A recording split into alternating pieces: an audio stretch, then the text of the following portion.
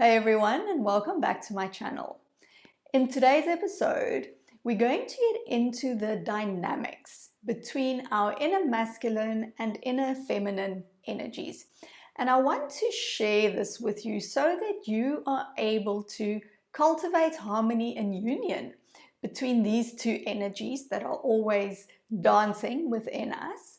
And this is going to support you to live your life in a more fulfilling way. You're going to feel more empowered and you are going to be able to show up as the most true and most authentic expression of yourself. So what I'm going to be sharing with you in this episode comes from my own lived experience and my own explorations into working and balancing my own masculine and feminine energies, and I really hope that you're going to find it helpful. So I want to kick off by just re-emphasizing, and I have said this in all of my other videos, I'm sure that you know this already, but I'm just going to re-emphasize again that this has got nothing to do with gender. Masculine and feminine energies are not allocated to any gender. These are energy essences that are present in all of us. If you want a fulfilling life, if you want to have a life where you can be your authentic self and where you can feel free to show up as yourself, in my opinion, we can begin to do that by starting to understanding what are the dynamics of our own internal masculine and feminine energies and begin to start cultivating that harmony and that union. So our healthy masculine expresses itself as a go energy. It's a very action-oriented energy. It's an energy that allows us to set goals, to take action. It's very disciplined, it's focused, it's structured, it's quite linear, it's forward moving. So this is, of course, very helpful for us to get on in the world. But when we are relying on this too much and not taking into account our feminine power, which I will speak to just now, then it makes us out of balance. Just the same as if we are relying too much on our feminine and we disregard the masculine because we think the masculine is bad or evil. This also creates imbalance. So the masculine in its healthy expression is a really valuable and such an important part of our essence. The feminine in her most healthy and full expression is a flow expression. She's very intuitive, she's cyclical, she is nurturing and she's creative. And I always use the example of looking to Mother Nature when we try to understand what the feminine shows up as or how the feminine shows up. So you'll see that she's always moving. She's very powerful if you think of a volcano or you think of a thunderstorm or waves crashing at the beach. But she can also be very soft and slowly unfolding. Think of a little plant, a seedling that begins to grow. The feminine also has her own time and her own pace. So often when we focus from a masculine perspective where there's a lot of forward movement and a lot of drive, there also can be a sense of urgency to this. The feminine is slow. You can't take that little seedling and pull it out of the ground to make it grow faster because it's going to die. And so we want to also be able to tap into this aspect of ourselves that can nurture, that can express, that's intuitive. When we bring both of these essences to our work and to our relationships and just to the way that we show up in anything that we do, I believe that this is what makes us feel fulfilled. This is what gives us satisfaction in being alive and being ravished by life and experiencing everything that life has to offer us. Just as we have healthy expressions of these inner masculine and feminine energies, more often than not, we also have their wounded expressions. Now, some people use the term toxic. I prefer to speak of wounded because I believe that it is something that can be healed. And when we bring compassion to that, we can really transform the way that these energies are playing out. So the wounded masculine really shows up as trying to control everything. It can hold on tightly to everything, trying to create a certain outcome. It's almost as if you are taking that drive of taking action and the linear strategy, and you are distorting that. So the wounded masculine may show up as perfectionism. It may show up as overly aggressive. It may show up as trying to win at all costs, completely disregarding any sacrifices that come as a result of this, or anyone or anything that might suffer as a result of the win. All right?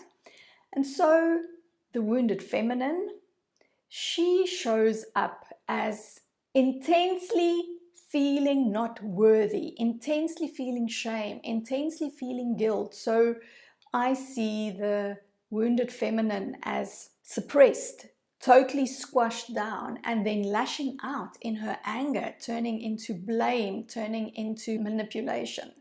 So she really also fluctuates between these two poles of completely retracting and completely lashing out. The wounded feminine may show up as always overgiving, sacrificing, and then feeling resentful for everything that you're doing and not that you're getting anything back in return. She may also show up as someone who manipulates. So instead of being assertive and calling on your healthy masculine to help you establish boundaries and speak your truth, she may show up as manipulating, either through physical, sexual manipulation or emotional manipulation, to try and get her way. And so I want to share with you now some ways in which you can begin the journey of creating union between your inner masculine and feminine energy. So I believe, this is my philosophy, that the first step for us to change anything in our external world is to change the internal world first. Your external world is always going to be a reflection. The things that you experience, the way that you interpret your situations, that's a reflection of what's going on internally. And so in order for us to change anything externally, we need to begin to do the change on the inside first, the transformation on the inside first. So for me, the key here is to first develop that self-awareness, have a clear knowing and an insight as to how are these dynamics, what's their interaction, how do they play out, how do they manifest, how do they show up. I know, for example, in my life, my wounded masculine showed up in extreme perfectionism, so really trying to control everything, making sure that things are done in a certain way. And this is exhausting because the bar always moves. Nothing is ever good enough. My wounded feminine showed up in people pleasing, where I was always looking for external validation and always looking for other people to kind of approve of me and make me feel better about myself. And so my journey of creating union and balance had so much to do with embodiment. So I found that the vehicle of embodiment, specifically feminine embodiment, which I'm a coach of, was the vehicle that really allowed me to begin to create this inner union. Often when we land on these insights as to how things are internally, as to what's ticking in our internal world, those insights around our worldview or around the limiting beliefs or around our inner masculine and feminine energies and the dynamics between them, those insights themselves can be transformative. And what we also want to do is to begin to build the muscles of our healthy expressions, the full expressions of our feminine and masculine energies. I always find it helpful to think about it like this. As we're building the healthy expressions, as we're building those muscles of our strong masculine that can provide and protect and take direction and lead and hold space for our feminine.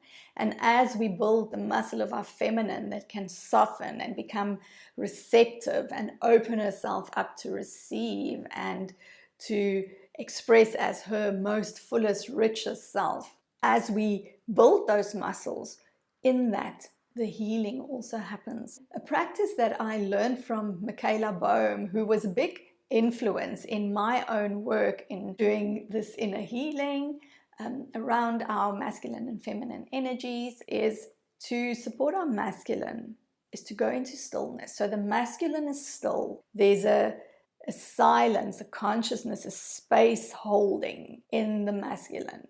And to support our feminine is to use movement. So dance to a song every day and really get in touch with what it is that you're feeling, what it is that you're experiencing with your whole inner world, and become skilled in the nuances of this inner language that you have. And these are 2 little small practices that you can do every day to begin to build those muscles of the masculine and the feminine. Cultivating this inner union is so important for our personal growth, for our spiritual growth. It leads to empowerment. It allows you to create really healthy, harmonious relationships. And it creates a deeper and more authentic connection to yourself. So I really hope that you found this brief overview of how these inner masculine and feminine energies are at play in us. I hope that you found this helpful. I'd love to know how this landed for you, so please leave me a comment below. Thank you so much for tuning in, and I'll see you in the next one. Bye.